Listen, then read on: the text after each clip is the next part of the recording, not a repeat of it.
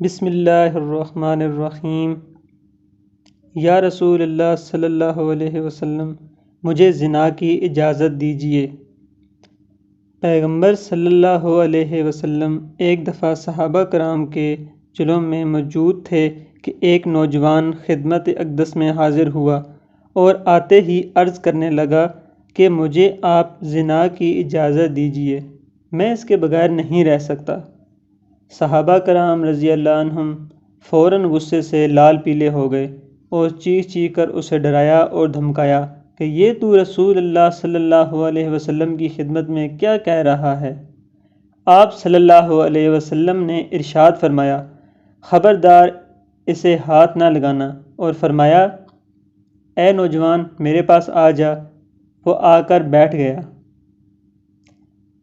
پھر آپ صلی اللہ علیہ وسلم نے انتہائی شفقت و محبت سے پوچھا، کیا تو یہ زنا اپنی ماں کے لیے پسند کرتا ہے کہ اس کے ساتھ کوئی زنا کرے؟ وہ فوراً بول پڑا اور کہنے لگا، میں قربان جاؤں، اپنی ماں کے لیے کس طرح یہ پسند کر سکتا ہوں۔ آپ صلی اللہ علیہ وسلم نے ارشاد فرمایا، اس طرح دوسرے لوگ بھی اپنی ماؤں کے لیے اسے ناپسند کرتے ہیں۔ پھر پوچھا، کیا تو اپنی بیٹی کے لیے زنا پسند کرتا ہے؟ وہ تڑپ گیا اور کہنے لگا، نہیں۔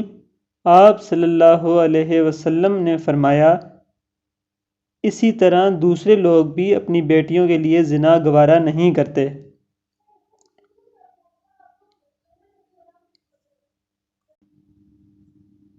اسی طرح پھر آپ صلی اللہ علیہ وسلم نے اس کی بہن، اس کی خالہ وغیرہ کی بابت سوال کیا۔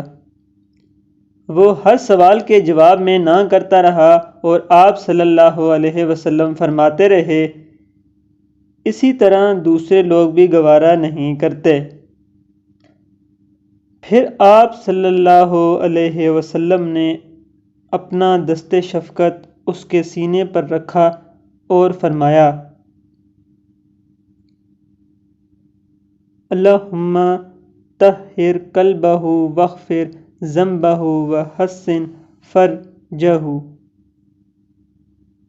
اے اللہ، اس کے دل کو پاک فرما دے، اس کے گناہوں کو معاف فرما دے اور اس کی شرمگاہ کی حفاظت فرما۔ اس طریقے علاج سے اس نوجوان کا دل اتنا پاک ہو گیا کہ وہ کہتا تھا کہ اس کے بعد میرے لیے زنا سے زیادہ قابل نفرت کوئی گناہ نہ تھا۔